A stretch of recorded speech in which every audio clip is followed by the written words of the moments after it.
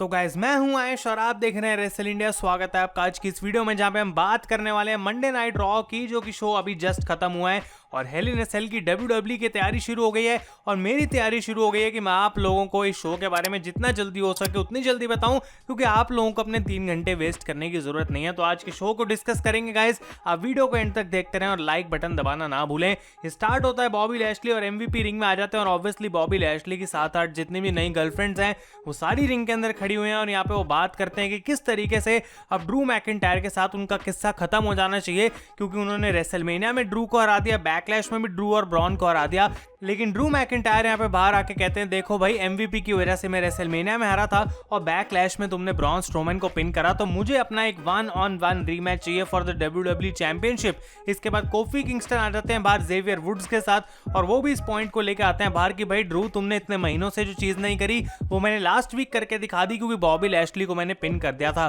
तो इस पूरी सिचुएशन को सॉल्व करने के लिए एडम पियर्स बाहर आते हैं और कहते हैं देखो आज हम एक मैच कर लेते हैं नंबर 1 कंटेंडर का, और Drew McIntyre versus coffee Kingston में से जो भी जीतेगा वो बॉबी लैशली के अगेंस्ट लड़ेगा एट हेल इन अ सेल। तो ये मैच इन दोनों के बीच में हमें देखने को मिलता है, जो कि एक अच्छा रेसलिंग मैच चल रहा था। और बॉबी लैशली यहाँ पे गाइस रैंप पे बैठे होते हैं अपना लाउंज बना के और सारी अपनी गर्लफ्रेंड्स के साथ वो चिल कर रहे होते हैं। और मैच के बीच में ड्रू मैकिंटायर लैशली को पिन पॉइंट करते हैं, तो यहाँ पे MVP और लैशली रिंग साइड पे आ जाते हैं और एक मोमेंट हमें देखने को मिलती है जहाँ पे ड्रू मैकिंटायर कन्फ्रंट करते हैं लैशली को और कोफी किंगस्टन ऊपर से कूद के आते हैं, लैशली भी नीचे गिर जाते हैं। तो इन दोनों का रेसलिंग मैच काफी अच्छा चल रहा था, लेकिन रिजल्ट नहीं देखने को मिला, क्योंकि लैशली और MVP इन दोनों को अटैक कर देते हैं और एक डबल डिस्क्वालिफिकेशन में गाइस ये मैच खत्म हो जाता है। तो ड्रू मैकिंटायर इस चीज से काफी खुंदक में आ गए थे, वो एक क्लेमोर किक भी लगा देते हैं यहाँ पे बॉबी लैशली को और बैकस्टेज एक बार फिर से जाके यहाँ पे ड्रू मैकिंटायर और कोफी कन्फ्रंट करते हैं एडम पियर्स को और एडम पियर्स कहते हैं भाई अगले हफ्ते ये मैच हम फिर से करेंगे और मैं मेक श्योर करूंगा कि बॉबी लैशली इस बार इंटरफेयर ना कर पाए।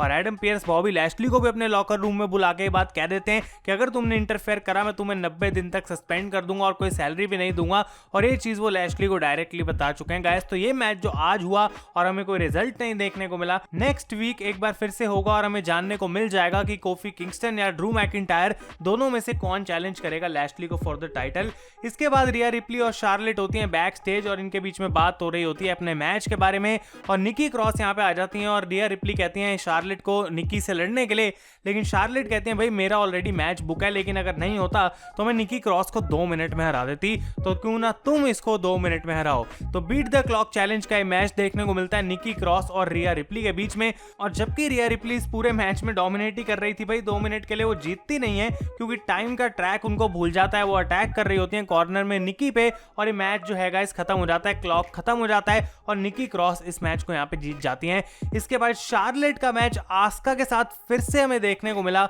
आई डोंट नो WWE कितनी बार इस मैच को करना चाहती है, लेकिन इस बार मैं जरूर कहूंगा कि ये मैच रेसलिंग वाइज मुझे काफी सही लगा, क्योंकि ये बोरिंग नहीं था। रेसलिंग वाइज इन दोनों ने आज एक अच्छा मैच दे दिया और एंड में गाइस हमें देखने को मिलता है कि शार्लेट यहाँ पे जीत गई। अब ये मैच ऑलरेडी हम इतनी बार देख चुके हैं तो भाई कोई पॉइंट नहीं बनता कि इसको हम ज्यादा डिटेल में डिस्कस करें, लेकिन WWE ने इस चीज को ऑफिशियली अनाउंस भी कर दिया है कि शार्लेट वर्सेस रिया रिप्ली का मैच जो होने वाला है हेल इन अ सेल के अंदर ऑफिशियल है for the Raw women's championship. तो ये मैच होना ही था और हम जानते थे कि WWE यहां तक पहुंचेगी और अभी ऑफिशियली भी अनाउंस कर दिया गया है। इसके बाद सेड्रिक अलेक्जेंडर आते हैं बाहर और शेल्टन के साथ उनका मैच होने वाला है, लेकिन उससे पहले एक बार फिर से वो शेल्टन की बेइज्जती मारते हैं और इस प्रोमो में इतना ज्यादा चीख रहे थे सेड्रिक अलेक्जेंडर की मुझे लग रहा था भाई इनकी आवाज ही कहीं खराब ना हो जाए और उस पर थोड़ी हंसी भी आ रही थी कि इनको दिखाना गुस्सा है, लेकिन चीखना इतना ज्यादा हो गया था कि वो गुस्सा लग नहीं रहा था, हंसी और आ रही थी। तो उस चीज पर उनको थोड़ा काम करना पड़ेगा। लेकिन इसके बाद इन दोनों के बीच में एक और मैच हमें देखने को मिला जो कि एक एवरेज मैच था गाइस, लेकिन यहाँ पे सेड्रिक अलेक्जेंडर जीत चुके हैं और उन्होंने शेल्टन को हरा दिया। तो इंटरेस्टिंग रहेगा देखना आगे क्या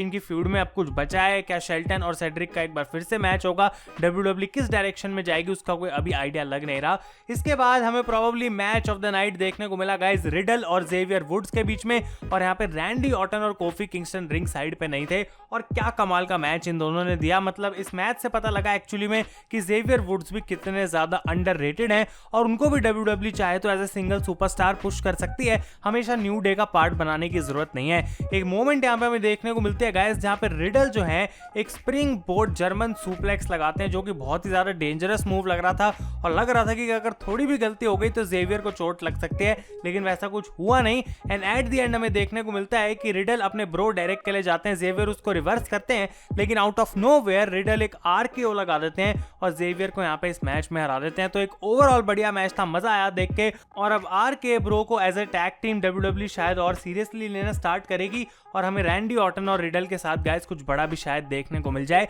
इसके बाद AJ स्टाइल्स का मैच होता है जैक्सन राइकर के साथ गाइस, और यहाँ पे भी रिंग साइड पे ना ही इलायस थे ना ही ओमोस, लेकिन उसके बावजूद इलायस भागते हुए आते हैं और AJ स्टाइल्स को अटैक करते हैं। रेफरी डिस्ट्रैक्टेड रहता है और इसका फायदा उठा के यहाँ पे जैक्सन राइकर मैच को जीत जाते हैं। बहुत छोटा मैच था, तो इलायस यहाँ पे रिंग अनाउंसर वाले एरिया में छुप जाते हैं गाइस, लेकिन मैच के बाद ओमोस आते हैं और इलायस को वहां से उठा के पटकना स्टार्ट करते हैं। तो जैक्सन राइकर और इलायस भाग रहे होते हैं, लेकिन ओमोस उनकी स्पीड यहाँ पे मैच करते हैं, जो कि बहुत ही बड़ी बात थी, और वो बहुत तेजी से इनका पीछा करते हैं और धक्का मारते हैं इलायस को सीधा LED बोर्ड्स में। तो एक इंप्रेसिव चीज आज हमें ओमोस की तरफ से देखने को मिली कि ब्रॉन स्ट्रोमैन की तरह वो भी तेज भाग सकते हैं। तो अब मैं ब्रॉन स्ट्रोमैन और ओमोस के बीच की एक रेस भी देखना चाहूंगा, देखना इंटरेस्टिंग रहेगा कौन जीतेगा। लेकिन गाइस यहाँ पे AJ स्टाइल्स इस मैच को हार गए हैं, जो कि कहीं ना कहीं कंसर्निंग है। बहुत लोग बोलेंगे ऐसा क्यों हुआ और इनकी फ्यूड अभी भी क्यों इलायस और जैक्सन राइकर के साथ चल रही है, ये रॉ टैग टीम चैंपियंस हैं। तो इन सब बातों का जवाब मेरे पास बिल्कुल भी नहीं है। इसके बाद शेमस का मैच होता है हुम्बर्तो करियो के साथ एक बार फिर से,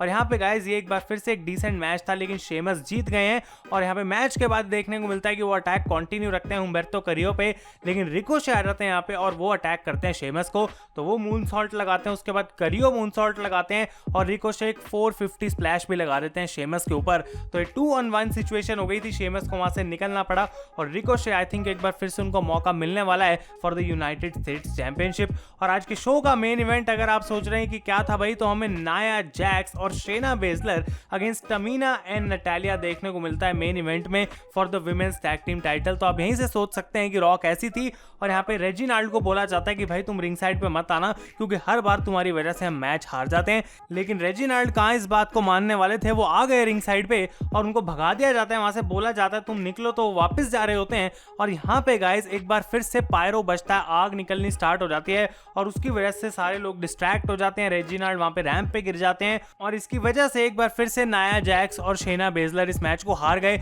यानी कि तमीना और नटालिया ने अपने टाइटल्स को रिटेन कर लिया। शेना काफी खुंदक में आती है मैच के बाद, वो रेजिनाल्ड को कन्फ्रंट करती हैं और कहती हैं भाई तुम बाज नहीं आने वाले, अगले हफ्ते तुम मेरे से ही एक मैच लड़ो, मैं तुम्हें सबक सिखाऊंगी। और मंडे नाइट रॉ गाइस यहाँ पे खत्म हो जाती है। तो ओवरऑल मैं बात करूं तो I think Monday night raw के आज के शो में हमें कुछ अच्छी रेसलिंग जरूर देखने को मिली, लेकिन उसके अलावा वही सेम कहानी अभी भी चल रही है शो की कि कुछ खास वो कर नहीं पा रहे हैं। तो आप लोग अपने ओपिनियंस बताएं, और मैं ज्यादा यहाँ पे डिबेट या फिर रैंट नहीं करना चाहता, क्योंकि मुझे पता है कि आप लोग भी जानते हैं कि मंडे नाइट रॉ का शो कितना बकवास है गाइस। तो आप लोग अपने ओपिनियंस इसके बारे में मुझे कमेंट से बताएं, और अगर आपको ये वीडियो पसंद आई है तो लाइक करें। Thank you so much for watching. मैं हूं आयुष और आप देख रहे हैं रेसल इंडिया।